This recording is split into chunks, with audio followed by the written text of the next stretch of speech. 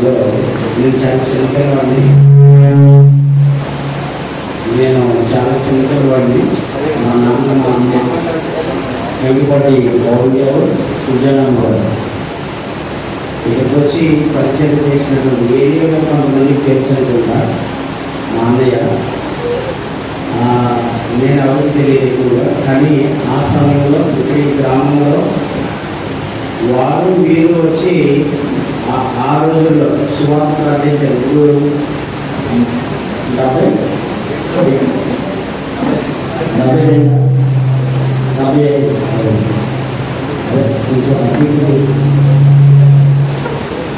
ఆ రోజుల్లో సువార్త ప్రార్థించడానికి ఈ గ్రామంలో ఎవరు లేదు.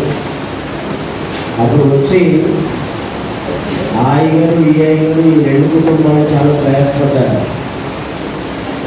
ఈరోజుని ఒక గొప్ప అద్భుతమైనటువంటి పరిచర్యకు విధానంగా నేను చూస్తున్నాను. దేవుని ద్వారా ఇంకొక విషయం చెప్తున్నా, ఇప్పుడు ఆదరించినట్టుగా ఆ రోజుల్లో ఎవరు కూడా వీరికి సపోర్ట్ చేయడానికి లేకపోయినప్పుడు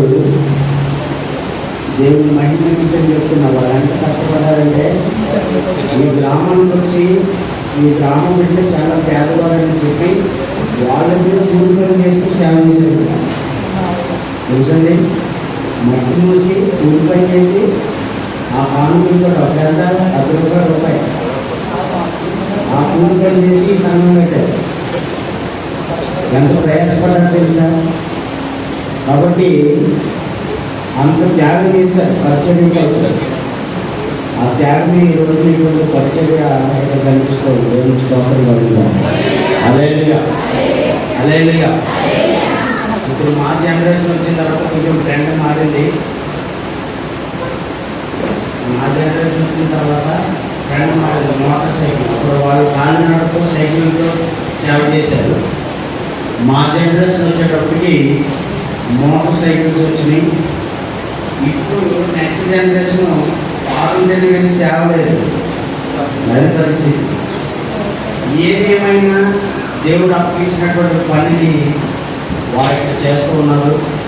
నేను మొన్న అయ్యకు ఫోన్ చేసి మేనలో మీటింగ్ పెట్టుకుంటాం, మీరు కూడా రండి అన్నారు. మాకు వేరే షెడ్యూల్ ఉండడం వల్ల రాలేకపోయాం.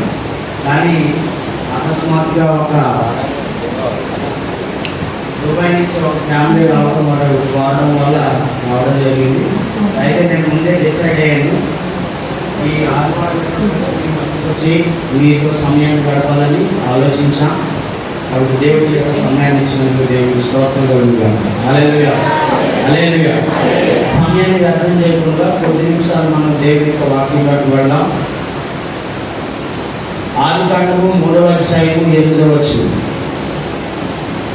ఆదికాండము 3వ అధ్యాయము 8వ వచనం. చల్లపూటను ఆదామును అతని భార్యయు తోటలో సంచరించుచున్న దేవుడైన యెహోవా స్వరము విని, దేవుడైన యెహోవా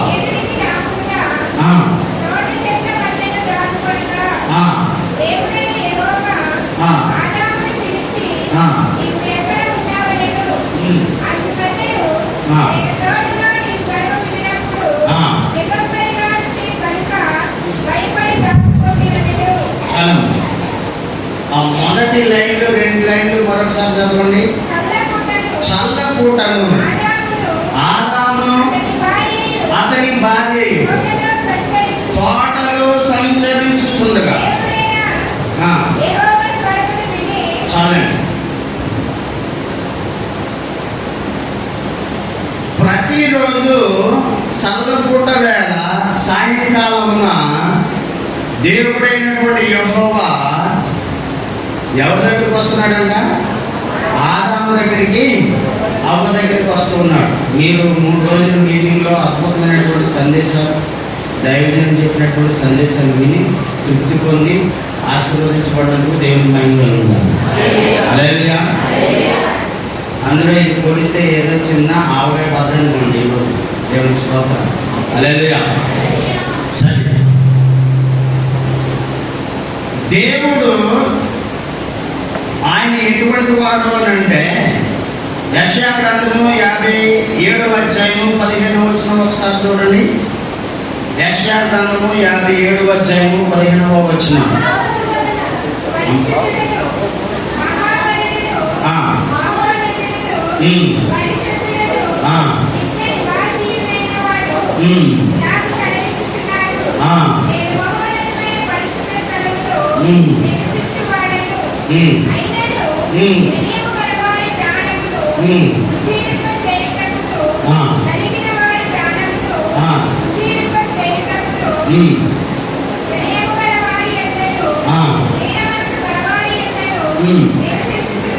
దేవునికి స్తోత్రం కలుగునుగా. మహాగణుడును మహోన్నతుడును పరిశుద్ధుడును నిత్య నివాసి అయిన వాడు ఇలా సెలవిచ్చుచున్నాడు. మనం నమ్మినటువంటి దేవుడు ఎటువంటి వాడు? మహాగణుడు, గణులలో మహాగణుడు, మహోన్నతుడు. అంటే ఉన్నతమైనటువంటి ఈ భూలోకంలో ఎవరి పేరైనా ఉన్నది అని అంటే ఆ ఉన్నతమైనటువంటి పేరు మన దేవుడైన యెహోవాది. మహాగణుడును, ఘనత వహించినటువంటి దేవతలలో దేవుళ్ళలో మహాగణుడును, మహోన్నతుడును, పరిశుద్ధుడును, నిత్య నివాసియు. దేవునికి స్తోత్రం. ఇటువంటి గొప్ప దేవుడు సెలవిచ్చుచున్నాడు, నేను మహోన్నతమైన పరిశుద్ధ స్థలంలో నివసించువాడను, అయినను వినయము గల వారి ప్రాణమును ఉజ్జీవింపజేయుటకును, నలిగిన వారి ప్రాణమును ఉజ్జీవింపజేయుటకును, దీన మనస్సు కలిగిన వారి ఎదురు నేను వచ్చి నివాసం చేస్తాను అని అంటున్నాడు. దేవునికి స్తోత్రం కలుగునుగాక. హల్లెలూయా. ఈరోజు 2 మాటలు మనం ధ్యానించబోతున్నాం. మొదటిది దేవునితో సహవాసం, రెండవది సంఘంతో సహవాసం. దేవునికి స్తోత్రం కలుగునుగాక. ఇప్పుడు మీరు జాగ్రత్తగా వినండి. విన్న తర్వాత నేను అప్పుడప్పుడు మధ్యలో ప్రశ్నలు అడుగుతా, ఆన్సర్ చెప్పాలి. దేవునికి స్తోత్రం. అంటే ఇలాంటి మెంటల్ పాస్టర్లు కూడా ఉంటారని అనుకోబాకండి. అంటే ఊరికి అంటున్నా, గొప్పని ఆన్సర్ చెప్పమన్నప్పుడు చెప్పడానికి ప్రయత్నం చేయండి. ఈ రోజుల్లో, ఈ కాలంలో, ప్రస్తుత కాలంలో కొంచెం బాగా చదువుకున్న వాళ్ళు ఉన్నారు కదండి.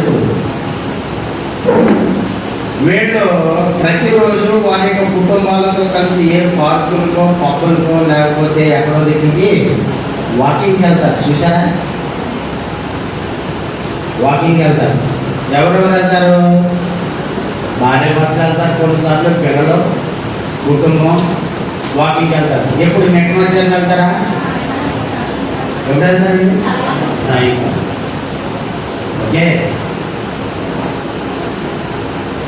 ఇప్పుడు దేవుడు కూడా వాకింగ్ వస్తున్నాడంట. ఇప్పుడు చల్లపూట వేళ ఈవినింగ్ వాకింగ్కి ఎవరితోటి? ఆదాము అవ్వతో మాట్లాడడానికి, ఆదాము అవ్వతో సహవాసం కలిగి ఉండడానికి, ఫ్రెండ్షిప్ కోసం, వాకింగ్ కోసం వస్తూ ఉన్నాడండి ఏదైనా తోటలో. అంటే ఇప్పుడు వరకు మనము కేవలము దేవుణ్ణి ఏం అడగాలో అడిగి వాటిని పొందుకోవడం కోసమే దేవుడికి ప్రార్థన చేయడమే అలవాటు చేసుకున్నాం, కానీ దేవుడితో సహవాసం చేయడానికి మాత్రము అలవాటు చేసుకోవట్లే. పాయింట్ అర్థం చేసుకోండి. దేవుడైతే మహాగణుడు, మహోన్నతుడు, పరిశుద్ధుడు, నిత్య నివాసి, ఇటువంటి క్వాలిటీస్ ఉన్నటువంటి దేవుడు పరలోకంలో ఆయన సృష్టించినటువంటి సృష్టిలో కెరూబులు, శరాపులు, మరి గొప్ప గొప్ప దేవదూతలు ఆయన సృష్టించినటువంటి, ఆయన నోటితో సృష్టించినటువంటి ఆయన యొక్క మహా గొప్ప సృష్టి, బ్రహ్మాండమైనటువంటి సృష్టి ఉంది. దేవదూతల సమూహము మరి అందరూ అక్కడ ఉన్నారు. కానీ వారందరితో ఆయన టైం స్పెండ్ చేయడానికి ఎవరితో ఇష్టపడలేదు. కానీ ఎవరితో టైం స్పెండ్ చేయడానికి రావాలనుకుంటున్నాడు కదా? ఆదాముతో, అవ్వతో సాయంకాలం చల్లపూట వేళ దేవుని యొక్క స్వరూపంలో దేవుడు తన యొక్క చేతితో డిజైన్ చేసి సృష్టించినటువంటి తన యొక్క స్వరూపంలో సృష్టించబడినటువంటి ఆదామును అవ్వను దర్శించడానికి, వారితో టైం స్పెండ్ చేయడానికి, వారితో సహవాసం కలిగి ఉండడానికి, వారు దేవుడితో సహవాసం కలిగి ఉండడానికి దేవుడు వారి యొక్క ఆశించి వారితో సహవాసం కొరకు ఆయన ప్రతిరోజు సాయంకాలం సలహా వస్తున్నాడు. ఇది ఎవరు చూస్తున్నారు?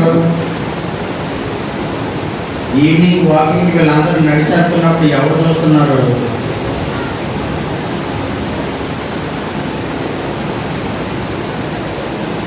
సాధారణంగా చూస్తున్నాడు. ఇంత ఐక్యంగా ఉన్నారు, ఇంత ప్రేమగా ఉన్నారు, ఏ సహవాసాన్ని ఎలాగైనా. అప్పుడు సాతానుడు ఏదేని తోటలో ప్రవేశించి ఆదాంతో మాట్లాడుతూ పని అవ్వదు. అవ్వ అయితే త్వరగా మాటకి లోపడుతుంది. ఎందుకంటే డేచలు అన్ని వాళ్ళు బండి మీద జపాలు అన్ని వాళ్ళు మాట ఎవరంటారు?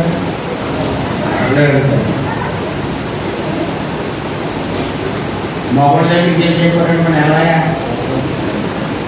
అదే ఆడలు అమ్మగారు అలా కట్టి డేకి ఇలా పని చేద్దాం, అలా పని చేద్దాం, ఇలా పని చేద్దాం కాబట్టి ఒకటి తీసుకోండి ఒకటి ఫ్రీ అన్నారని మన డౌట్. ఆ సంబంధాలు ఎలా పని చేస్తారు? పొయ్యి మీద ఎస్టేట్కి చూస్తుంది. దేవుడు ఎందుకు తినొద్దన్నాడు ఆ పండుగ. ఆడు కూడా చూస్తున్నాడు, ఈమె మాట చూసి వచ్చాడు. హైదరాబాద్ చేశారని అన్నాడు. హౌస్ విజిటింగ్ చేశాడు అనమాట. గృహదక్షిణం వందనాలు చేశారని అన్నాడు. వందనాలు బ్రదర్. ఏంటి పొదుపు చెట్టు ఆయన చూస్తున్నారు? ఆ చెట్టు ఆయన చూస్తున్నారు ఏంటి అని అంటే ఏం లేదు. ఏం లేకపోతే చూస్తావు? లేదు, మీరు ఆ యొక్క చెట్టు యొక్క ఫలము తిన్నట్లయితే మీరు చస్తారని దేవుడు మాకు ఆజ్ఞాపించాడు అన్నప్పుడు వాడంటాడు మీరు చావరు. ఇది నిజమా? అడిగిన ప్రశ్న 3 సార్లు అడిగితే అన్నం వస్తుందా లేదా? ఇది నిజమా అని అనేటప్పటికి ఎందుకైనా మంచిది అసలు ఏంటో నిజమేంటో తెలుసుకుందాం అనేటప్పుడు వాడు అంటాడు మీరు చావరు, మీరు దేవుళ్ళు అయిపోతారు, మీరు దేవదూతల వల్లే మార్చబడతారు. కాబట్టి దేవుడు మీకు భయపడి ఎలాదని చెప్పాడని చెప్పేసి మగ్గు పెట్టాడు. ఎప్పుడైతే అవ్వ ఆ యొక్క సాతాను మాట విన్న తర్వాత దేవుని ఆజ్ఞను ధిక్కరించడంతో ఆమె దేవుని దగ్గర ఉన్నటువంటి సహవాసాన్ని కోల్పోయిన తర్వాత ఈ ఒక్కతే కోల్పోయిందా?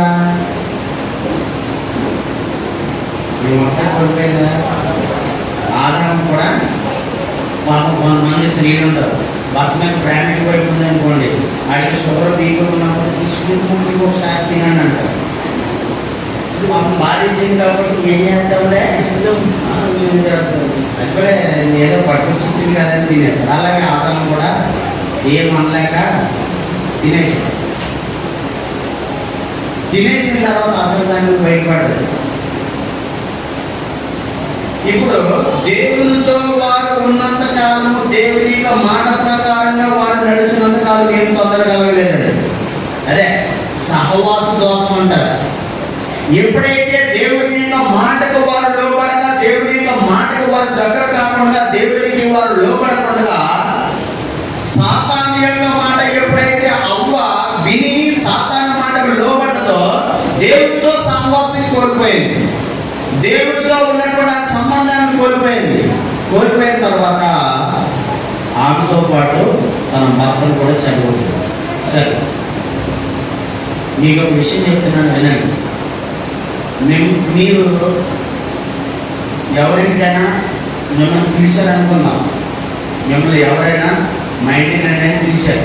పిలిచి మీకు టిఫిన్ ఇచ్చి టీ ఇచ్చి 2 గంటలు జాగ్రత్తగా నేను చెప్పేది మిమ్మల్ని ఎవరైనా ఆ ఇంటికి పిలిచి టీ తాగగలరా, టిఫిన్ చేయగలరా పిలిచి టిఫిన్ ఇచ్చి టీ ఇచ్చి 2 గంటలు మిమ్మల్ని గొప్ప మాట కూడా మాట్లాడనివ్వకుండా మిమ్మల్ని ఒక్క మాట కూడా మాట్లాడనివ్వకుండా 2 గంటలు వాళ్ళే సోది చెప్పి మిమ్మల్ని బయటికి పంపించాడు అనుకోండి,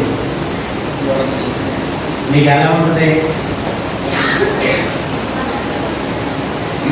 అనవసరంగా వచ్చాం, రొట్టి వేసింది, సరే పొరపాటున ఎవరైనా బయటకు వెళ్ళాడుకో ఏంటి చాలా మాట్లాడుతున్నది ఇద్దరు అని అడిగారు అనుకోండి, ఇదేముందిలే మమ్మల్ని ఏమన్నా ఒక్క మాట అయినా మాట్లాడించిందా, టిఫిన్ ఇచ్చింది, టీ ఇచ్చింది, శివులాంటి రక్తాలు వచ్చేటట్టుగా ఊద కొట్టేసింది అని చెప్పి, అవునా లేదా? మీరు గంట ప్రార్థన చేసేటప్పుడు 2 గంటలు ప్రార్థన చేసేటప్పుడు మంచిదే, తప్పేం కాదు. ఇప్పుడు మీరు చేసేటప్పుడు దేవుడు వింటున్నాడా లేదా? విన్న తర్వాత ఆయన కూడా విన్నదంతా విని, ఒక్క నిమిషం నేను కూడా 2 మాటలు చెప్తాను ఆగరనేటప్పుడు నువ్వేం చేస్తున్నావు, ఏం ఆమె నన్ను సాపుకుంటూ వెళ్ళిపోతున్నావు. అంటే నువ్వు చెప్పేదేమో 2 గంటల్లో దేవుడు వినాలి, దీవించు మాకు అది అవసరం ఇది అవసరం, పిల్లోడు పెళ్ళి ఆగిపోయింది ప్రభు, ఇవన్నీ నీ చెప్పావు కదా. సరే దేవుడు విన్నాడు, దేవుడు విన్న తర్వాత దేవుడు కూడా నీతో ఏదో ఒక మాట చెప్పాలని ఆయన ఆశిస్తూ ఉన్నాడు. సహవాసము అని అంటే కేవలం నీవు చెప్పడమే కాదు, దేవుడు కూడా నీతో చెప్పడానికి ఆయన సిద్ధంగా ఉన్నప్పుడు ఆయన మాట వినడానికి ఆయనకు కూడా అవకాశము ఇవ్వాలి. వింటే నీ జీవితం ఆశీర్వదించబడదు. దేవుడికి స్తోత్రం. అర్థమైనప్పుడు మన భాషలో చెప్తాను నేను, మీరు మొత్తం రేషన్ లిస్టు రాసుకుని ఉన్నట్టుగా కిరాణా స్టోర్ ఇచ్చినట్టు ఇచ్చి మొత్తం అంతా ఆయనకి చెప్పి మీ ప్రార్థన అంతా అయిన తర్వాత ఆయన కూడా 2 మాటలు చెప్పాలని ఒకవేళ ఆలోచించినప్పుడు మీరు ఆయనకి ఒక 2 నిమిషాలు కూడా మీరు అవకాశం ఇవ్వకుండా, టైం ఇవ్వకుండా ఆ సహవాసంలో ఒకవేళ మీరు దోషం కలుగుంటే దేవుని ఆశీర్వాదం మీరు ఎక్కడ కనుక్కోగలుగుతారు? దేవుడు ఏం చేస్తున్నాడని మీకు ఎట్లా అర్థమవుతుంది, మీకు ఎలా తెలుస్తుంది? అందుకనే కేవలం దేవుడిని దేవుడిగా ఆరాధించడమే కాదు, దేవుడు మన దగ్గర కోరుకునేది ఏంటంటే మనతో సహవాసం కలిగి ఉండాలని. దేవుడు ఆయనతో నువ్వు చెబుతూ ఉన్నప్పుడు నీవు ఎలాగా నీ మాటలు ఆయన ఎలాగైతే వింటున్నాడో అలాగే ఆయన కూడా నీతో మాట్లాడాలని ఆయన కోరుతూ ఉన్నప్పుడు ఆయన మాట్లాడడానికి మనం కూడా ఆయనకి సమయం ఇవ్వాలి. దేవుని స్తోత్రం కలుగుతారు. హల్లెలూయా. ఇప్పుడు నేను మీకు ఏం ప్రసంగం చేస్తున్నా కదా, ఈ పొరపాటు నేను చేసి తెలుసుకున్నాను, తెలుసుకుని బాగా అయిన తర్వాత మీకు చెప్తాను. దేవుడి స్తోత్రం. హల్లెలూయా. ప్రార్థన చేస్తున్నాం, దేవుడితో మాట్లాడుతున్నాం, దేవుడికి చెప్పాల్సినవన్నీ చెప్తున్నాం. సహవాసం అంటే ఎలా చేయాలి? దేవునితో మొట్టమొదటిగా దేవుడు సర్వోన్నతుడు, సర్వాధికారి, సర్వశక్తివంతుడని ఒక్కసారి ఆయన గమనించి, ఆయన ఎంత గొప్పడో తెలుసా? ఆయన సృష్టించినటువంటి సృష్టిలో నక్షత్రాలు ఉన్నాయి కదా, మనకి ఎన్ని నక్షత్రాలు ఉన్నాయో మనకి తెలియదు. ఎన్ని నక్షత్రాలు ఉన్నాయో మనకి తెలియదు. ఒక నక్షత్రం నుంచి ఇంకొక నక్షత్రానికి, ఒక నక్షత్రం నుంచి ఇంకొక నక్షత్రానికి ఎన్ని కిలోమీటర్లో తెలుసండి? అసలు ఎంత టైం పడుతుందో తెలిసిన? ఆకాశంలో మనకి మినుకు మనకు కనబడుతున్నటువంటి ఒక నక్షత్రం నుంచి ఇంకొక నక్షత్రానికి 1,00,000 సంవత్సరాలు పడుతుందంట ప్రయాణం చేయడానికి. ఎన్ని సంవత్సరాలు? మనం ఎంతకాలం బతుకుతున్నాం? 70 బాలమాత్రం ఉంటే అప్పుడు కాలం, ఇప్పుడు 50 దాటినాయి అంటే బోనస్ మీద వెళ్తుంది బండి అంటే అంతే కదా.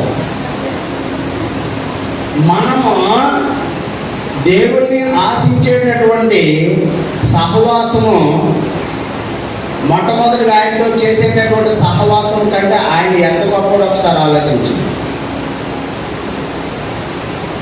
మొన్న నేను అలాగే చదువుతున్నా ఒక పుస్తకం, చదువుతూ ఉంటుంటే భూమి మీద నుండి ఆకాశంలో ఉన్న ఒక నక్షత్రానికి ప్రయాణం చేయడానికి పట్టేటటువంటి మైళ్ళు 3 మైళ్ళు, ఒక 3 కిలోమీటర్లు కలిపి ఒక మైలు, 3 కిలోమీటర్లు కలిపి ఒక మైలు, 3.3. ఓకే, 29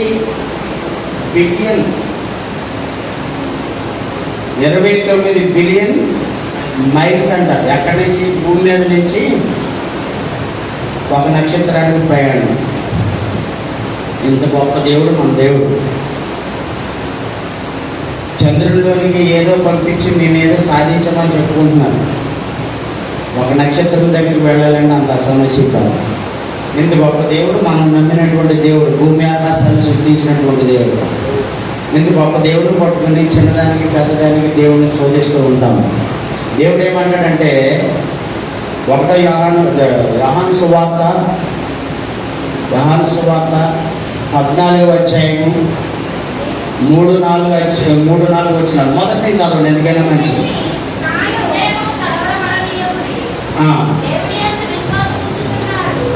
15 చదవండి. యోహాను సువార్త 15వ అధ్యాయం 1 నుంచి చదవండి. నేను నిజమైన ద్రాక్షవల్లిని, నా తండ్రి వ్యవసాయకుడు. నాలో ఫలింపని ప్రతి తీగను ఆయన తీసి పారవేయును. ఫలించు ప్రతి తీగ మరి ఎక్కువగా ఫలింపవలెను.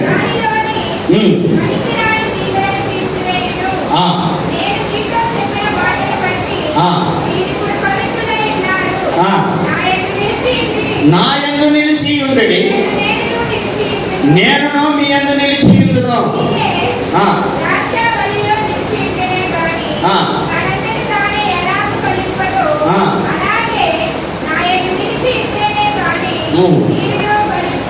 స్త్రీగే ద్రాక్షావల్లిలో నిలిచి ఉంటేనే కానీ ఎలాగో ఫలింపదో, అలాగే మీరు నా యందు నిలిచి ఉంటేనే కానీ మీరు ఫలింపరు అని అంటున్నాడు. దేవునికి స్తోత్రం కలుగును గాక. అంటే మీరు నా యందును, నా మాటలు మీ యందును. ఏమంటాడు? మీరు నా యందును అంటే మీరు దేవాలయానికి వచ్చి దేవుని యొక్క సన్నిధిలో ప్రార్థన చేయడానికి వస్తున్నారు కదా, అది దేవుని దగ్గరికి రావడం, దేవునిలో ఉండడం. రెండవది దేవుని యొక్క మాటలో మీ యొక్క హృదయాల్లో దాచుకోవటం. మీరు నా యందు అన్నాడు కదా, అంటే దేవుడు చెప్పినటువంటి మాటలను అంగీకరించి వాటిని హృదయంలో దాచుకుని దాని ప్రకారంగా జీవించడానికి తీర్మానం చేసేటటువంటి ప్రతి ఒక్కరి గురించి, మీరు నా మందిరానికి వచ్చి నా మందిరంలో నా సన్నిధిలో మీరు విన్న వాక్యాన్ని మీ హృదయంలో దాచుకుంటే అప్పుడు నేను మీ యందు ఉంటాను అని అంటున్నాడు. దేవునికి స్తోత్రం కలుగును గాక. మీరు నా యందును, నా మాటలు మీ యందును నిలిచి ఉంటే మీరు ఫలిస్తారు. ఒకవేళ అలా నిలిచి ఉండకపోతే మీరు ఫలింపరు అని చక్కగా చెప్తున్నాను. ఇంకా కింద వచ్చిన ఏమంటాడు? ద్రాక్షావల్లిని నేను, తీగలు మీరు.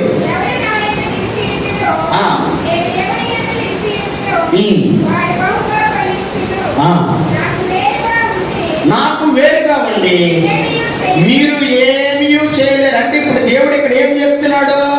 దేవునితో సహవాసం కలిగి దేవుని యొక్క వాక్యము మనలోను మనం ఆయనలోనూ నిలిచి ఉంటే మీరు బహుగా ఫలిస్తారు. అంతేకాదు, మీరు ఏమి అడిగినను అది మీకు అనుగ్రహించబడును అంటే దేవునికి స్తోత్రం కలుగుతుంది. హల్లెలూయా. ఒకరోజు ఈ మధ్య జరిగింది, అంటే ఒక 5-6 సంవత్సరాల క్రితం ఒక విషయం జరిగింది. మా మోటార్ సైకిల్ బాగు చేసేటటువంటి వ్యక్తి మెకానిక్, అయ్యా డయాలసిస్ అంటే ఏంటి అని ఫోన్ చేశాడు. డయాలసిస్ అని అంటే కిడ్నీకి పోతే దాన్ని డయాలసిస్ చేస్తారయ్యా, ఎవరికి ఏమైంది అని అన్నా. లేదండి, మా చెల్లికి 2 కిడ్నీలు పోతే డాక్టర్లు అన్నారు ఇంకేమీ కొద్ది రోజులు మాత్రమే బ్రతుకుతుంది, చనిపోద్ది. కాబట్టి మేము కొన్ని హిందూ గుళ్ళకి తీసుకుని వెళ్ళాం. మరి ముస్లిం దర్గాలకు తీసుకుని వెళ్ళాం. అయితే ఆమెకి ఏం అనిపించలేదు. మరి మీరు చర్చ్ ఫాదర్ కదా, మీరు ఏమన్నా ప్రార్థన చేస్తారేమో ఒక ఆశ అని అన్నాను. అప్పుడు నేను గుంటూరులో ఉన్నాను. అయ్యా నేను వస్తున్నా, నేను రేపు వస్తున్నాను అన్నాను. సరే అని ఆ రాత్రి ప్రయాణం చేసి పొద్దున్న వెళ్ళాను. ట్రైన్ లేట్గా వెళ్ళిందని అలిసిపోయి పడుకున్నాను. మర్చిపోయిన తర్వాత ఆ మరుసటి రోజు రాత్రి 1 గంటకు ఫోన్ చేశాడు ఆయన. సార్ ఈ రోజు మీరు వస్తానని చెప్పారు కదా, మీకోసం ఈ రాత్రి అంతా నిన్నంతా చూసాం, పగలంతా చూసాం, మరి మీరు రాలేదు. ఇప్పుడు మా చెల్లికి చాలా ప్రాబ్లంగా ఉంది, మీరు వస్తారని. ఇప్పుడు రాత్రి 1 గంట. ఈ ఫోన్ విన్న ఇంట్లో హోమ్ మినిస్టర్ ఉంటారు కదా, విన్నారు హోమ్ మినిస్టర్ గారు. అంటే నేను మాటించాను కాబట్టి నేను వస్తానులే సరే అని రాత్రి 1 గంటలకు బయలుదేరుతున్నా, బట్టలు వేసుకుంటున్నా. మా పాత్ర అందే, ఎవరు ఫోను, ఎక్కడి నుంచి వచ్చింది. కొంతమంది పాత్రలు అలాగే అడుగుతారండి, వాళ్ళకి ఇంకొక జబ్బు కూడా ఉంటుంది, అనుమానం జబ్బు, అలాంటి వాళ్ళు కూడా ఉంటారు. ఎవరు ఫోన్ ఎక్కడి నుంచి, ఎందుకు వచ్చింది, అది కూడా నీకేం చేశారు ఈ రాత్రి అడుగుతారు కదా. అలాగా ఎంత డీప్గా మా పాత్ర వెళ్ళలేదు. కానీ ఎవరిది ఏంటి ఫోన్ చేశారని, లేదు నేను ఇలా వస్తానని అన్నా, మర్చిపోయినా వెళ్ళలేదు అని అంటే, అప్పుడు అన్నదే ఊరందరూ దెయ్యాన్ని విడిపించి వస్తావు, ఆ దెయ్యాలని మమ్మల్ని రాత్రి నిద్రపోను ఇక్కడ, నువ్వు పొద్దున్న ఇప్పుడేం వెళ్తావు, కావాలంటే ఫోన్లో ప్రార్థన చేయన్నాను. సరే అది కూడా నిజమే, ఎందుకంటే వాళ్ళే కదా అనిపించేది సమస్యలన్నీ. సరే బ్రదర్ నేను ఇప్పుడు రాలేను, నేను ఫోన్లో ప్రార్థన చేస్తాను, పొద్దున్న 9 గంటలకు వస్తానంటే సరే అని చెప్పి ఫోన్లో ప్రేయర్ చేసినట్టు సైలెంట్ అయిందంట, పడుకుందంట. ఉదయం 9 గంటలకి నేను నాతో పాటు ఒక తమిళైన మద్రాసు ఆయన తీసుకుని ఇద్దరు ప్రార్థన చేయడానికి వెళ్ళాం. వెళ్ళేటప్పటికి ఒక దాన్ని ఏమంటారు, పరుపు మీద పెట్టారు. ఆమె మొత్తం పొట్ట పాళ్ళు మొత్తం అంతా ఉప్పిపోయింది. నాలుక ఇలా తెరిచేసి, నోరు తెరిచేసి ఉంది, ఈగలు లోపలికి వెళ్ళి బయటకు వచ్చేస్తున్నాయి. నేను చూసా, ఏదో మాదిరిగా అటు ఇటు ఉంటే పర్వాలేదు, కానీ మరీ వెళ్ళిపోయే దానికోసం ప్రార్థన చేయమనిపించారు. ఎందుకంటే అదంతా ఆర్ఎస్ఎస్ ఉన్న ఏరియా అన్నమాట. పొరపాటు నేను ప్రార్థన చేసేటప్పుడు గచ్చకమని అయిపోయింది అనుకోండి. అప్పుడు ఏమంటారు, బాబా ఇప్పటిదాకా బాగానే ఉంది, ఏదో వచ్చిన చేయబెట్టేదాకా ఉన్న ప్రాంతం ఉంటుందంటే ఉతికేస్తారు మమ్మల్ని పట్టుకుపోతారు. ధైర్యం రావట్లే. ఏదో మామూలుగా ఉన్నామని ఒక చిన్న ప్రార్థన చేసి వెళ్ళిపోదాం అనుకుంటున్నాను. పరిశుద్ధాత్మ దేవుడు అంటున్నాడు, మీరు ఎందుకు వచ్చారు రా అని అన్నాడు. ప్రార్థన చేయడానికి వచ్చాం కదా అని. మరి చెయ్యండి అన్నాడు. అది చేస్తే బతికితే ప్రభా అంటే మనసులో మాట్లాడుకుంటుంది అన్నాడు. దేవుడు అసలు నేను ఎవరు అనుకున్నాను అన్నాను. ప్రభా నువ్వు భూమి ఆకాశం సృష్టించినటువంటి దేవుడు ప్రభా, ఇంత డిక్లరేషన్ చెప్పేదంతా బాగానే ఉంది, కానీ అక్కడికి వెళ్ళి ప్రార్థన చేయడానికి ధైర్యం రావట్లే. మరి ఏం చేయాలో అర్థం కావట్లేదు. నా దగ్గర ఉన్నటువంటి పాస్టర్ గారు న్యాయంగా చూస్తున్నాడు. అంటే నువ్వు క్లిక్కి వచ్చావు కానీ నేనేం రాలేదు, ఆ రోడ్ అంతా నీదే అన్నట్టుగా న్యాయంగా చూస్తున్నాడు ఆయన. ఏం చేయాలో అర్థం కాక, సరే మాకు ఏమి అర్థం కాక, నువ్వు ఉంటే నాకు చాలు వేసేయన్న పాట ఉంది కదా. ఆయనేమో తమిళుడు, నేనేమో తెలుగుండి. నా భాష ఆడికి రాదు, ఆడి భాష నాకు రాదు, కానీ ఈ పాట మాత్రం అందరికీ జనరల్గా వచ్చు. ఇద్దరికి కలిపి పాడుతున్నాం. పాడుతూ దేవుడిని తన్మయమై దేవుడిని ఆరాధిస్తూ, ప్రభా నీ ప్రసన్నత కావాలి, నీ సహవాసం కావాలి, నీవు లేకపోతే ఇక్కడ కార్యం జరగదునైనా, మీరు మాలో మేము నీలో ఉంటే గొప్ప భాగ్యం అని దేవుని యొక్క సన్నిధిలో స్తోత్రాలు చేస్తూ ప్రార్థన చేస్తూ ఒక 20 నిమిషాలు 25 నిమిషాల స్తుతి ఆరాధన చేయడం మొదలుపెట్టాం. దేవుని యొక్క ప్రసన్నత అక్కడ దిగొచ్చిందండి. దేవునికి స్తోత్రం. హల్లెలూయా. 21 రోజు అవుతుందండి ఆ బెడ్ మీద అలాగే పడుకున్నామే. లాస్ట్ డే ఆమెకి 6 నెలలు పెట్టి ఉన్నది.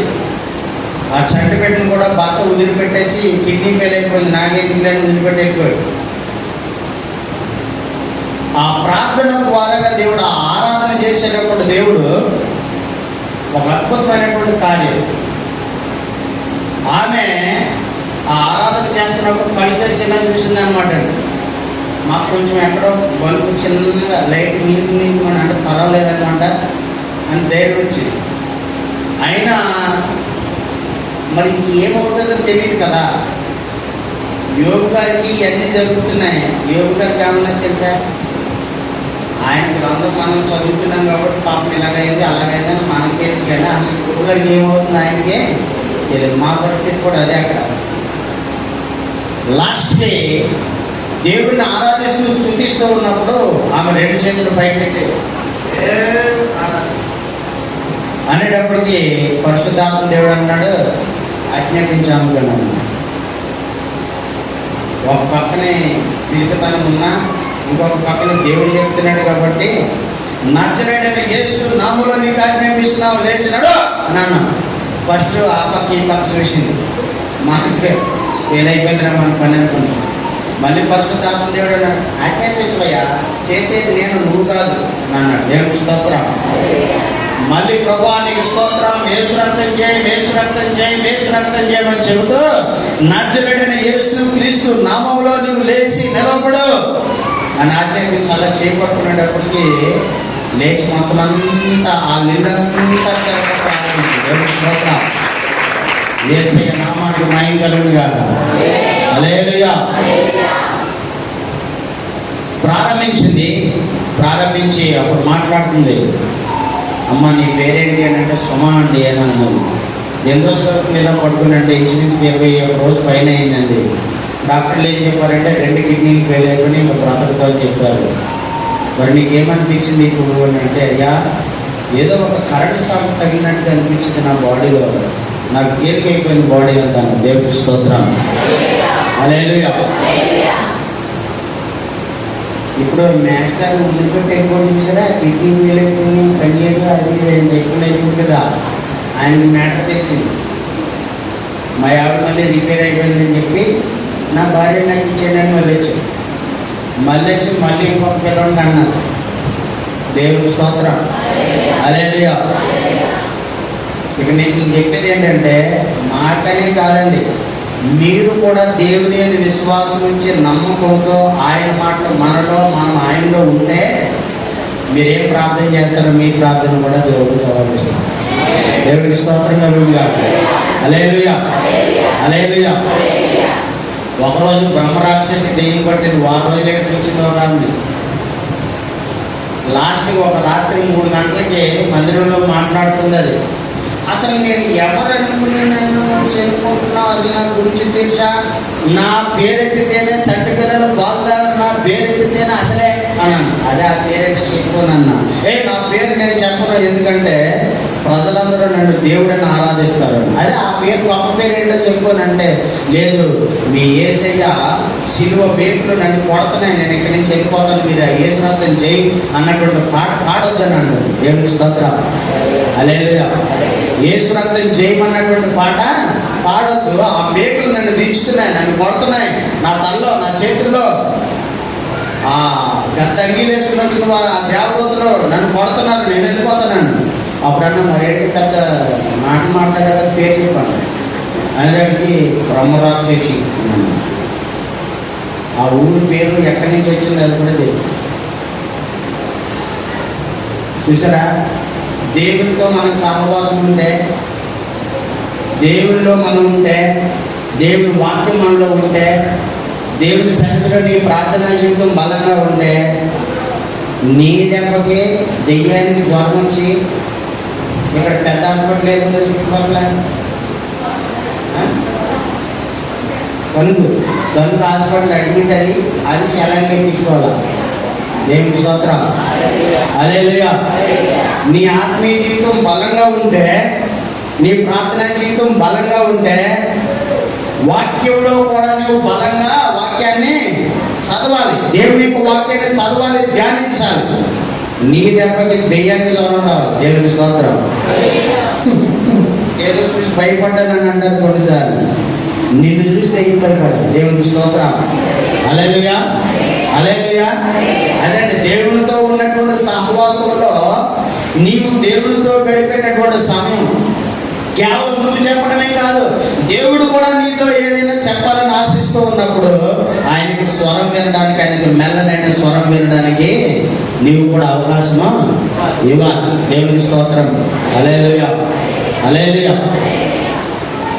అందుకనే క్రీస్తు యేసు అనేటటువంటి తన యొక్క కుమారుని యొక్క సహవాసానికి మిమ్మల్ని పిలిచిన దేవుడు నమ్మదగిన వాడు. 1 కొరింథీ 1:9 అన్నాడు. చూడండి ఒకసారి. కొరింథీ మొదటి పత్రిక 1:9. మన ప్రభు అయిన యేసు క్రీస్తు యొక్క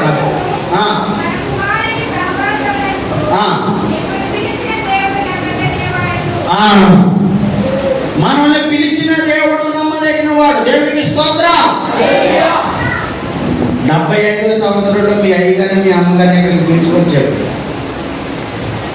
ఇప్పుడు ఏం చేశాడు దేవుడు? వదిలిపెట్టేశాడా? మరి ఆమె వదిలిపెట్టలేనటువంటి దేవుడు మిమ్మల్ని ఎందుకు వదిలిపెడతాడు? వదిలిపెట్టడండి. దేవుడు ఒక్కసారి వాగ్దానం చేస్తే నమ్మదగిన వాడు. మనమే అబద్ధం ఆడేవాళ్ళు. అప్పుడు అలా అన్నాంలేండి, ఆ పరిస్థితిని బట్టి ఇప్పుడు మాత్రం కుదరదండి అని అంటాం. అబద్ధం ఆడుటకు ఇశ్రాయేలీలకు ఆధారమైనటువంటి వాడు నరుడు కాడు. అంటే మనుషులే అబద్ధం ఆడతారండి. దీనివల్ల పక్క గ్యారంటీ. మనుషులు అబద్ధం ఆడతారు, దేవుడు అబద్ధం ఆడడానికి ఆయన నరుడు కాడు. ఆయన నమ్మదగిన వాడు. ఆయన కుమారుని ద్వారా ఏదైనా తోటలో ఆదాము అవ్వ సహవాసాన్ని కోల్పోయారు. ఎలా కోల్పోయారు?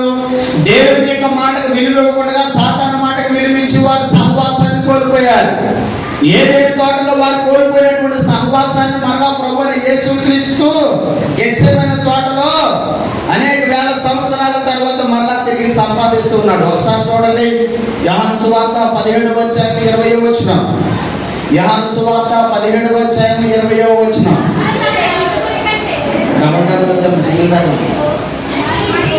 మీరు ఎలా జరిగితే నాకు ఏమాత్రం ఒక్క చదవండి. మరియు నీవు నన్ను పంపితివని లోకము నమ్మునట్లు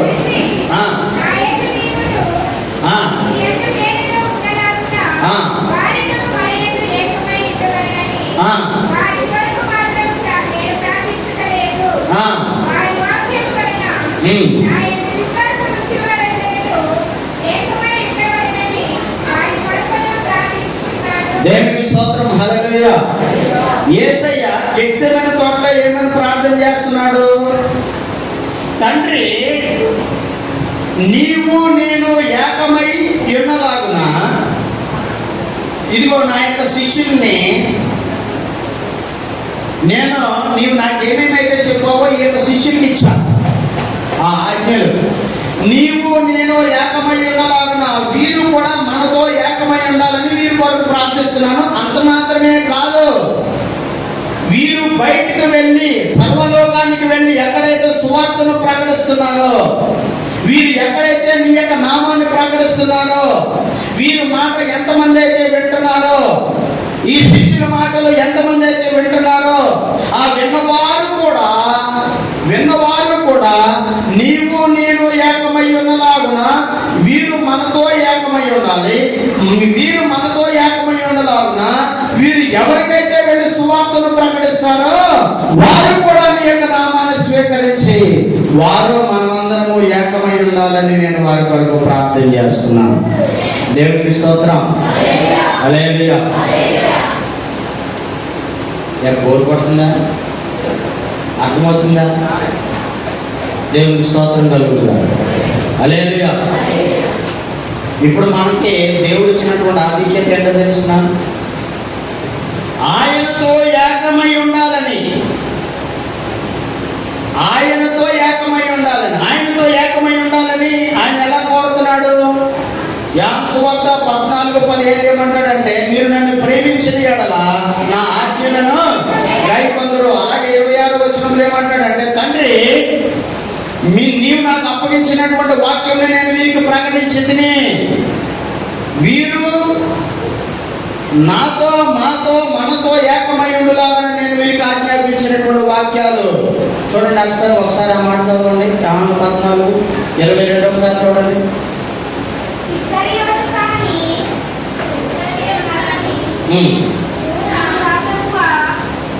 చదువునా?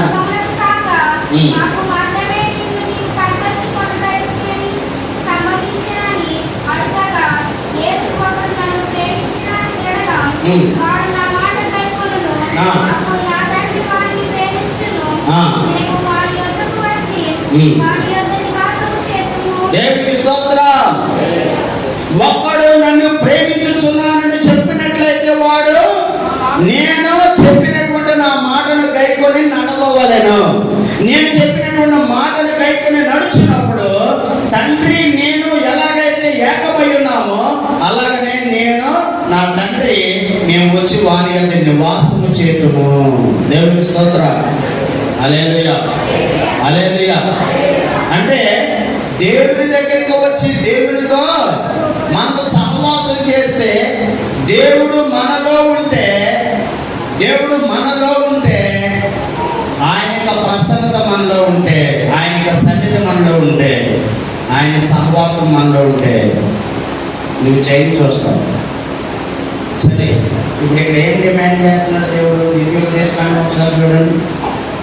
ద్వితీయోపదేశకాండం 10వ అధ్యాయం 11 నుంచి ఒకసారి చూడండి. ద్వితీయోపదేశకాండం 10వ అధ్యాయం. ఎవరి మేలు కోసం అంట? అమ్మా, ఎవరి మేలు కోసం? మీ మేలు కోరి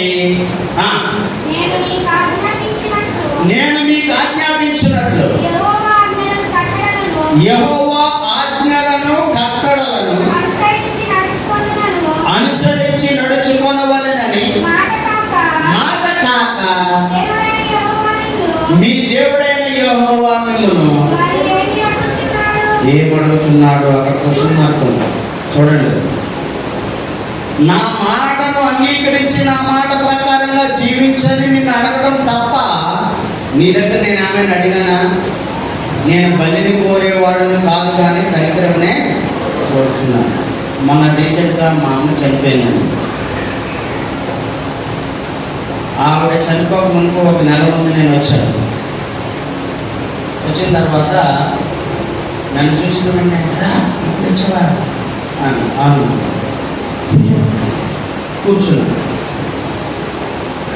కూర్చున్న తర్వాత ఆమె అయిపోయిందంటే ఇదేంటంటే చేతులు నుంచి పెట్టి అది పెట్టి అమ్మ అది తినంటే, సరే అన్నం తిన్నావని మమ్మల్ని అంతా బాగా అడిగింది.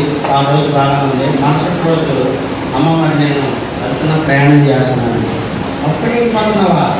అవునమ్మా వెళ్తున్నాను. మరి వెళ్ళాలి కదా ఏ అన్న భ్రమ తినలేదు, ఆశ తీరలేదు అన్నాను. నన్ను ఏమన్నా రా ఇప్పుడు వచ్చావా? 8 కిలోలు బంగారం పట్టుకొచ్చావు, 8 తులాలు వెండి పెట్టుకొచ్చావు అని అడిగిందా? ఏం అడగలే. మా అమ్మ నా దగ్గర కోరుకున్నది ఏంటంటే టైం స్పెండ్ చేయరా నాతో కూర్చో, టైం స్పెండ్ చేసి కూర్చో. మనకేమి ఇరిటేషన్. పాపం ముసలి వాళ్ళు వెళ్ళిపోయే ముందు అలాగే కోరికలు పోతూ ఉంటారు. ఏం వేరే పనులు ఇవ్వండి నీ దగ్గర కూర్చోవడానికి అని అంటాం మనం. వాళ్ళు మనల్ని వెండి బంగారం ఏం అడగరు.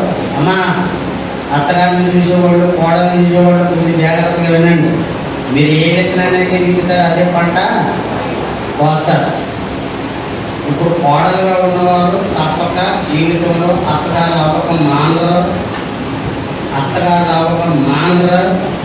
అత్తగారు అయ్యే తీరుతారు. మీరు ఈరోజు ఏం చేస్తున్నారో దాన్ని పంట అంతే. మీరు వరి నాటితే వరి, మామిడికాయ టెంక అయితే మామిడికాయ చెట్టు వస్తుంది. మీరు ఏ విత్తనం అయితే విత్తుతారో అదే పంట పోతారు. ముసలోళ్ళని నిర్లక్ష్యం చేయొద్దండి. అత్తగారిని మామగారిని సొంత తల్లిదండ్రులను చూసుకుంటే అదే ఆశీర్వాదం. దేవుడికి స్తోత్రం. హల్లెలూయా. ఎదురింటి ఎవరో వాళ్ళు అలా చేసిన ఇలా చేసిన నాలుగు మాటలు ఏడు మాటలు వినబాకండి. మీకు దీవులు కావాలంటే అత్తగారిని మామగారిని బాగా చూసుకోండి. అత్తగారికి కూడా వార్నింగ్ ఏంటంటే మీ సొంత కూతుర్ని ఎలా చూసుకుంటారు అలా మీ కోళ్ళని చూసుకుంటే అదే పర్వాలేదు మీ ఇంట్లో, అంత ఆశీర్వాదకరంగా ఉంటుంది. ఒకవేళ అత్తకి కాలు ఇరుకోవాలి చెయ్యి ఇరుకోవాలని ఈవిడ ప్రార్థన చేసింది అనుకోండి, కోళ్ళ కూడా అలాగే రివర్స్ ఉంటుంది, అంతే, అంతకేం లేదు. కాబట్టి ఎవరు కూడా అలాంటి ప్రార్థన చేయబోకండి, దేవుని అడగండి. దేవునికి స్తోత్రం. సమాధానం నెమ్మది కొరకు ప్రార్థన చేయండి. సరే, మ్యాటర్ వద్దాం. అప్పుడు దేవుడు నాతో అన్నాడు, మీ అమ్మ నేను ఏం అడిగింది అన్నాడు. ప్రభువా ఏం అడగలేదు. ఏం అడిగిందని టైం స్పెండ్ చేయమన్నాడు. మరి ఏదేదో తోటలో ఆదాంతో అమ్మతో నేనేం చేశాను అన్నాడు. వెండి నాది, బంగారం నాది, వజ్ర వైడూర్యాలు అన్నీ నా భూమిలో ఉన్న నాయకులు అవన్నీ నాకు కావాల్సిందే నీతో సహవాసం కావాలి. దేవునికి స్తోత్రం కలుగుగా. అర్థమవుతుందండి అందరికీ? దేవునితో సమయాన్ని గడపడానికి, బైబిల్ చదవడానికి అవకాశం ఇవ్వండి. దేవునికి స్తోత్రం. హల్లెలూయా.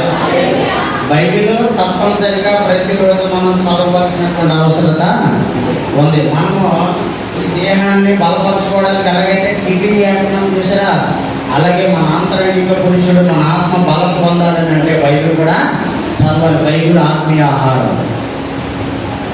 అందుకనే దేవుడు ఆయనతో సహవాసం కలిగి ఉండాలంటే ఆయన ఆజ్ఞలను గైకొని నడవాలి. ఆయన ఏమన్నాడు, నేను మీ దగ్గర నేనేం అడగట్లేదే, నేను మీ దగ్గర ఏం డిమాండ్ చేయట్లేదే, నేను మీ దగ్గర ఏం అడుగుతున్నాను, నా మాటలు నా ఆజ్ఞలను గైకొని నడవలసిందే తప్ప మరి నేను మిమ్మల్ని ఏం అడగట్లేదు కదా. సహవాసం, దేవునితో సహవాసం, ప్రార్థనా జీవితంతో, పరిశుద్ధ జీవితంతో దేవుని సన్నిధిలో సహవాసం చేస్తూ ఆయన యొక్క మాటను నమ్మి ఆ మాట ప్రకారంగా మనము ఆలకించి నడిస్తే అది దేవుడు తప్పనిసరిగా ఆయన మనకి శక్తి, బలము, ఆరోగ్యము, కృప అన్నీ ఇచ్చి నడిపిస్తాడు. నీ ప్రతి అవసరం తీస్తానన్నాడు కదా. మీరు నా యందు నా మాటలు మీ యందును నిలిచి ఉంటే మీకు ఏది ఇష్టమో అడుగుడి, అది మీకు అనుగ్రహించబడును. అంటే ఆయనతో సహవాసం కలిగి ఉంటే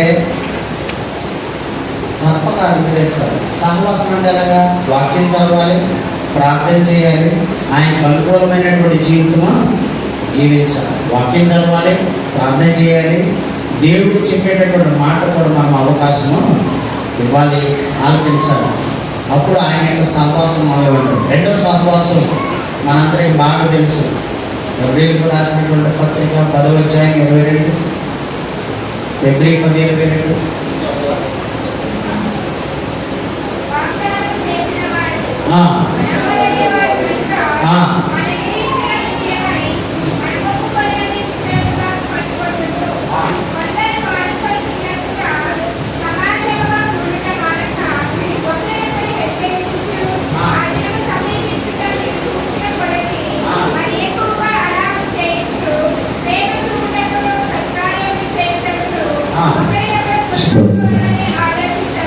చూడండి, ఇది ఎంతవరకు మనము దేవునితో సహవాసాన్ని గురించి, దేవునితో సహవాసం చేస్తే దేవుని యొక్క శక్తి మనలో ఉంటే ఎలాంటి కార్యాలు జరుగుతాయి అనేది కొద్దిగా మనం వివరించుకున్నాం. ఇప్పుడు ఇక్కడేమన్నాడు అని అంటే సంఘ సహవాసం చాలా ఇంపార్టెంట్. మీరు అందరూ నా ఎంకలేదు, అందరూ నా వైపు మీ కుడి చేయడం పైగా. ఓకే, ఎన్ని వేలు ఉన్నాయి? ఈ 5 వేలు ఎక్కడ ఉన్నాయి? చేతిలో కదా. ఈ చెయ్యి ఎక్కడ ఉంది? బాడీలో. ఇప్పుడు మీకు దొరక వచ్చింది. ఆయన ఈ 5 వేలు దేవుడు ఎందుకు ఇచ్చాడు? ఈ శరీరం యొక్క క్షేమాభివృద్ధి కోసం. ఈ 5 వేలు ఈ శరీరం యొక్క క్షేమాభివృద్ధి కోసం. ఇప్పుడు ఒక వేలు ఒకవేళ ఇక్కడ నుంచి కట్ అయిపోయింది అనుకోండి, కట్ అయిపోయి బయటకు వెళ్ళిపోతే ఇది ఎన్ని గంటలు ఉండదు? మంచిగా ఒక 5-6 గంటలు. దాని తర్వాత దాని యొక్క శక్తిని కోల్పోతుంది. ఆ తర్వాత డాక్టర్ గారు దాన్ని అతుక్కోవాలి. ఒకవేళ కట్ అయింది మళ్ళా ఒకవేళ తిరిగి అతకబడి మళ్ళీ అలాగే బాడీలో ఉందనుకోండి, అది ఎంతకాలం ఉంటుంది? ఈ బాడీ ఎంతకాలం అయితే బ్రతికుంటుందో అంతకాలం కూడా వేలు అలాగే చిగురిస్తూనే ఉంటుంది. అర్థమవుతుందండి? అలాగే ప్రభు అయినటువంటి యేసు క్రీస్తు యొక్క శరీరం యొక్క భూలోకంలో, ఆయన శరీరం యొక్క భూలోకంలో లేదు, కానీ సంఘమే ఆయన యొక్క శరీరం. క్రీస్తు యొక్క శరీరం అనగా దేవుని యొక్క సంఘం అనగా ఎవరైతే నమ్మి బాప్తిస్మం పొంది రక్షించబడ్డారో మనమంతా కూడా ఆయన సంఘం. ఆ సంఘంలో నుండి ఒకవేళ సహవాసంలో నుండి నువ్వు కట్ చేయబడి బయటికి వెళితే కొద్ది రోజులే ఉంటుంది ఆ సంతోషం, ఆనందం. తర్వాత ఏంటి బ్రదర్ ఇలాగైపోయారంటే ఏముందండి ఇంకా అంటారు. అంటే ఒళ్ళిపోయిన జీవితం, ఒళ్ళిపోయినటువంటి జీవితం. సంఘ సహవాసం చాలా ఇంపార్టెంట్. కొంతమంది ఏమనుకుంటారు, టీవీలో వాక్యం వస్తుంది కదా, టీవీలో వాక్యం వస్తుంది కదా, టీవీలో చూస్తున్నాను కదా, టీవీలోని మా ఊరు వంటలనే చూస్తూ ఉంటుంది కదా, ఈటీవీ అక్కడ చూసి అని బుడగలేసేసి చాలా అన్నం తినేసాను అన్నట్టు కుదురుతుందా? కుదరదు కదా. కంపల్సరీగా అసలు ఫుడ్ అవ్వాలి. అలాగనే నువ్వు ఎక్కడ ఏ సేవకుడు సువార్త చెప్తున్నప్పుడు టీవీలో వాక్యం వినడం తప్పు కాదు, కానీ కొందరు మానుకొనుచున్నట్లుగా మీరు మానక. ఎందుకు మానంటారు? కొంతమంది గద్దించి వాక్యం చెప్పినప్పుడు వాళ్ళకి చెట్టలేదనుకోండి, ఏంటి అలా చెప్తారు పాస్టర్ గారు, అది వాక్యం అంటారమ్మా, ఎలా పడితే అలా చెప్తున్నాడు ఆయన.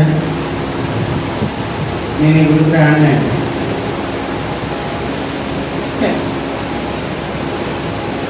ఇప్పుడు డాక్టర్ గారు బాగలేకపోయినప్పుడు ఇంజక్షన్ వేసేటప్పుడు ఏదైనా అక్కడ 4 నిమిషాలు అన్నీ చెప్పేటప్పుడు సిగ్గుపడి, అమ్మ ఇక్కడ వేసుకుంటే ఇంజక్షన్ బంద్ చేయాలి ఏంటి ఇట్లకేమి సిగ్గుపడ్డారు. దేవుడికి స్తోత్రం చెప్పి దేవుని ఆరాధించడానికి, దేవుని సన్నిధిలో ప్రార్థన చేయడానికి దేవునికి అవకాశం ఇచ్చి ఆయన మాటకు లోబడి జీవించాలని ఎవరైనా ఒకవేళ దైవ సేవకులు కానీ దేవుని బిడ్డలు కానీ హెచ్చరించినట్లయితే బాధపడిపోతారు. మరి డాక్టర్ గారు నొప్పి వస్తుందండి, వద్దులేండి అని చెప్పేసి ఇంజక్షన్ వేసుకోకపోతే ఎవరికి నష్టం? మనకి నష్టం కదా. ఇప్పుడంతా వాక్యం ఎలా చెప్పాలో తెలుసండి. రేయ్ నువ్వు తాగుతున్నావు, ఎవరు ఫెయిల్ అయ్యి నరకానికి పోతావు, ఇప్పటికైనా మారు మనసు పొందు అని అంటే కిట్టదు. బ్రదర్ మీరు తాగితే నాకు తెలుసు, ఒక్కసారి వదిలిపెట్టకపోతే బాడీ షేక్ అవుతుంది. కాబట్టి మీరు కొంచెం తాగి కొంచెం ముందు 30 తర్వాత 60 అంటే మీది డోస్ పైకి వెళ్ళింది కదా, మీకు ఎందుకనండి అదే కాకుండా ఏం అండర్స్టాండింగ్ అలా ఒక్కరికి ఎప్పుడైనా ఆ పాస్టర్ గారు ఉన్నాడు ఎక్కడన్నా అక్కడ చెప్పాడు అరిసి, ఈరోజు నేను ఎంత వివరంగా చెప్పాడు. తాగపాత్ర లివర్ ఫెయిల్ నరకానికి పోతావు సస్తావు అంటే ఘాట్గా ఉంది. ఇప్పుడు ఎలా చెప్పాలి? అదే ఒక్కసారి వదిలిపెట్టినప్పుడు బాడీ షేక్ అయిపోతే నరాలు వీక్నెస్ వచ్చేది, కొంచెం తగ్గించారు. వీడు మాట ఇక్కడ అలా చెప్తున్నాడు. ఏమన్నాడు? పాస్టర్ ఇంత బాగా వివరంగా చెప్పాడు కాబట్టి ఒకసారి తగ్గించడానికి అవ్వట్లేదు కాబట్టి ఈ ఏళ్ళ ఒక్కరోజు తాగితే రేపు నుంచి తాగని అన్నాడు. ఇప్పుడంతా ఇలా ఉన్న పరిస్థితి. ఎక్కడైనా ఏదైనా గద్దించి దేవుడు మనతో మాట్లాడుతూ ఉన్నప్పుడు దాన్ని సరి చేసుకోవడానికి సిద్ధంగా ఉండాలి. సహవాసం అవసరం. సహవాసంలో చూడండి, అపోస్తుల కార్యాలు మనం చూస్తే 2వ అధ్యాయంలో వారు రొట్టె విరుచుట యందును ప్రార్థన చేయడం యందును సహవాసం అందును ఉన్నారు. దేవునికి స్తోత్రం. వారు ఎక్కడ కూడుకున్నా సహవాసంలో ఉన్నారు. అందుకనే ఆదివారం మీరు ఎక్కడున్నా సరే దేవుని యొక్క సహవాసాన్ని మాత్రము విడిచిపెట్టకూడదు, మందిరాన్ని మాత్రము విడిచిపెట్టకూడదు. దేవునికి స్తోత్రం కలుగుతారు. హల్లెలూయా. అందుకనే దేవునితో నీకు వ్యక్తిగత సహవాసం ఉండాలి, అలాగే సంఘంతో కూడా సహవాసం ఉండాలి. ఆ సహవాసాన్ని మీరు కొందరు మానకూడచున్నట్టుగా మీరు మానకూడదు.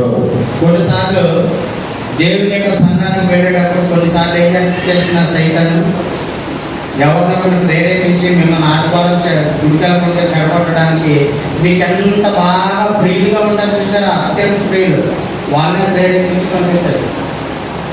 అప్పుడంటారు, ఏంటన్నా నేను మీకోసం వస్తుంటే ఈ రోజు సెలవని మీరు ఎక్కడికి వెళ్తున్నారంటే గుడికి వెళ్తున్నాము. కొంతమంది నిజంగా వైరాగ్యం ఉన్న వాళ్ళు అయితే గుడికి వెళ్తారు. కొంతమంది ఏం చేస్తారు, ఇవాళ చుట్టాలు వచ్చారండి ఎక్కడ అన్నాం గుడికి. ఎవరు పోగొట్టుకున్నారు సహవాసం? మనమే. అందుకే దేవుడు ఏమన్నాడంటే సహవాసాన్ని కోల్పోకుండా సహవాసం కలిగి ఉంటే మేలులు ఎన్నో ఉన్నాయి. ఆ సహవాస దోషంలో ఏదైనా పొరపాటు ఉన్నట్లయితే సరి చేసుకోవడానికి కూడా దేవుడు అవకాశం ఇస్తూ ఉంటాడు.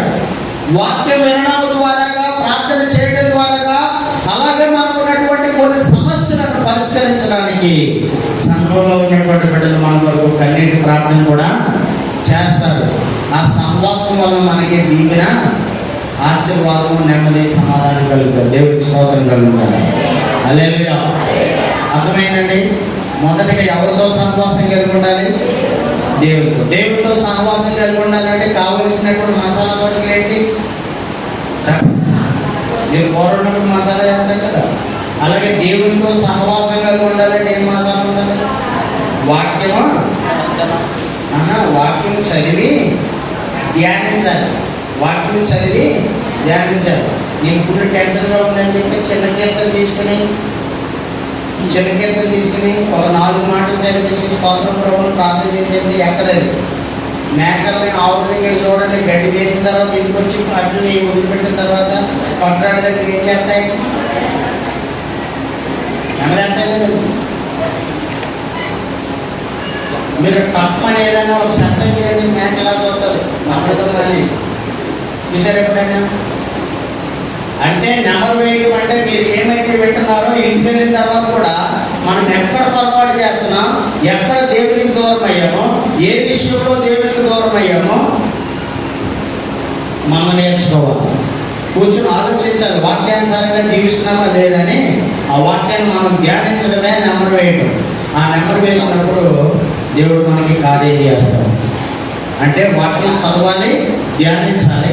రెండవది ప్రార్థన చేయాలి. దేవునికి అనుభవమైనటువంటి పరిశుద్ధ జీవితమా జీవించాలి. ఎలా జీవిస్తే దేవునితో సహవాసం కలిగి ఉంటారు. సంఘంతో సహవాసం ఎలాగా? అందరూ కూడుకొని సహవాసంలో కలిసి మెలిసి దేవుని యొక్క వాక్యాన్ని వింటూ సహకారులతో కూడా కలిసి దేవుని పని చేయడానికి మనం అందరం కూడా సిద్ధపడాలి. ఇప్పుడు ఇంకొక మాట, మనమంతా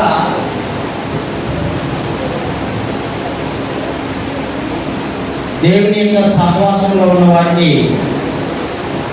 ఒక మాట చెప్తున్నాడు దేవుడు, మానుకోకూడదు. సహవాసంతో పాటు నీ యొక్క దశభాగాన్ని, నీ కానుకల్ని, దేవుడు నీకు ఇచ్చినటువంటి నీ యొక్క రాబడిలో ప్రతి ఒక్క విషయంలో దేవుడికి నమ్మకంగా ఉండాలి. దేవుడి స్తోత్రం. దశభాగం అంటే ఎంత?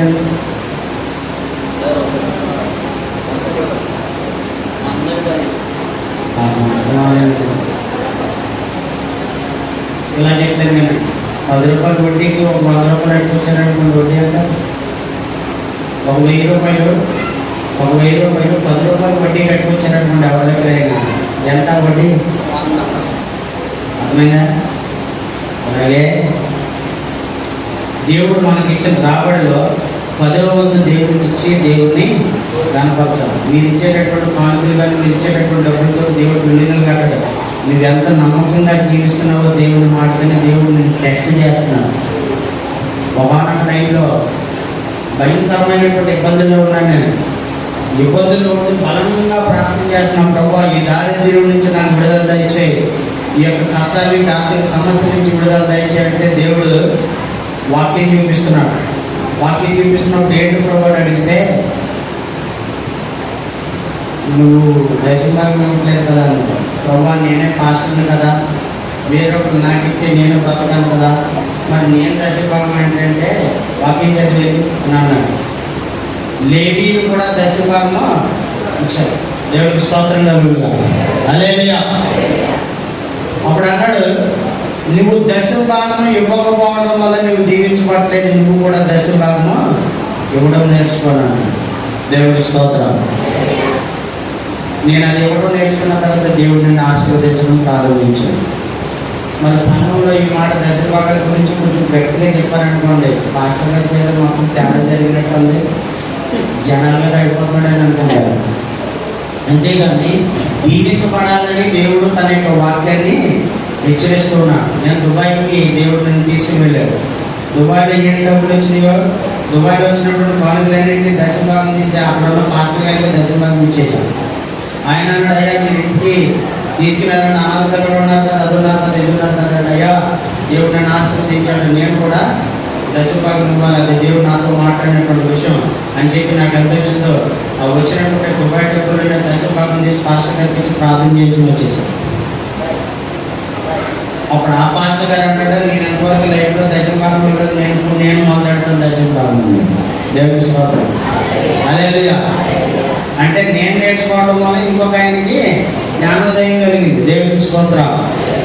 కాబట్టి మనం ఆశీర్వదించబడాలి అంటే, సంఘ సహవాసం అవసరం. సహవాసంలో మనం దేవునికి చుట్టూ కూడా మనము ముందుండాలి.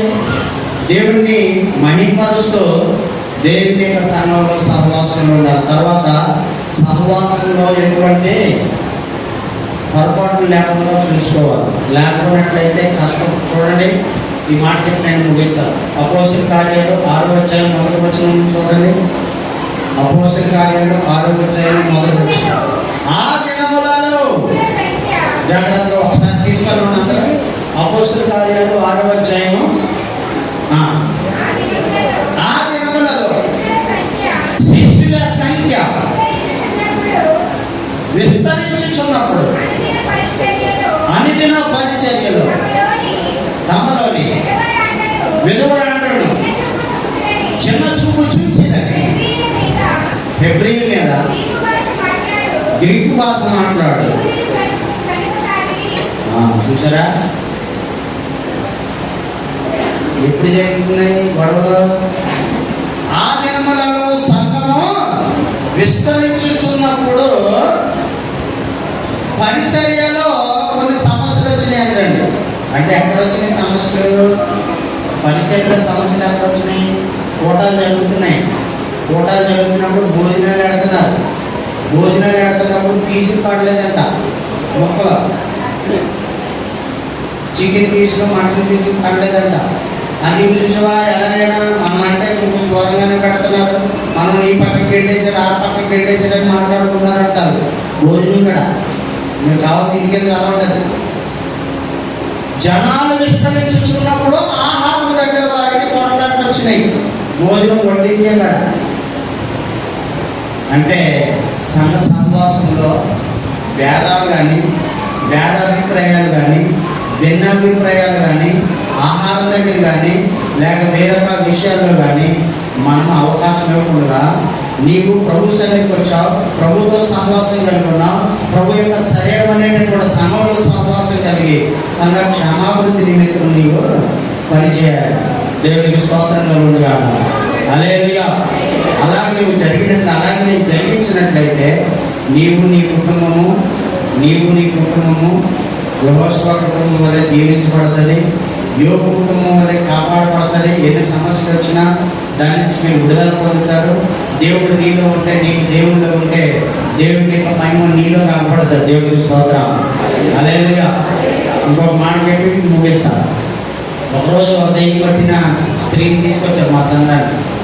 తీసుకుని వస్తే ప్రార్థన చేసిన తర్వాత అంటే నీవు నా దగ్గరికి రాబాకు అన్నాను. ఏనన్నా నువ్వు వస్తుంటే నీలో నుండి యేసు ప్రభు గారి యొక్క స్వరం వినపడుతుంది, నీలో నుండి కాంతి బయటకు వస్తుంది, నీలో నుండి అగ్ని బయటకు వస్తుంది, కాబట్టి నీ చెయ్యి నా నెత్తి మీద పెట్టద్దు అని అంటారు. దేవుని స్తోత్రం. హల్లెలూయా. నువ్వు మాట్లాడుతుంటే యేసు ప్రభు మాట్లాడినట్టుగా అనిపిస్తుంది, నాకు భయం అవుతుంది, నా దగ్గరికి రావద్దు. దేవుని స్తోత్రం. ఇప్పుడు ఎవరు కనిపిస్తున్నారు సైతానికి? ఎవరు కనిపిస్తున్నారండి? మళ్ళా ఉన్నట్టు దెయ్యం రూపంలో ఉన్నదని అంటారు కదా, అప్పుడప్పుడు మనం ఉన్నాయి. మరి అలా కనిపిస్తే కష్టమే. మనం చూసి ఎవరు కనిపించాలి? మనలో యేసయ్య కనిపించాలి. దేవుని స్తోత్రం. హల్లెలూయా. నీలో నేనుండుటే నాలో నీవుండుటే నా అనుభవమే, నాలో నీవుండుటే నీలో నేనుండుటే నా ఆత్మీయ అనుభవమే. పరిశుద్ధాత్ముని అభిషేకముతో పరిపూర్ణత చెందేనా, పరిశుద్ధాత్ముని అభిషేకముతో పరిపూర్ణత చెందేనా.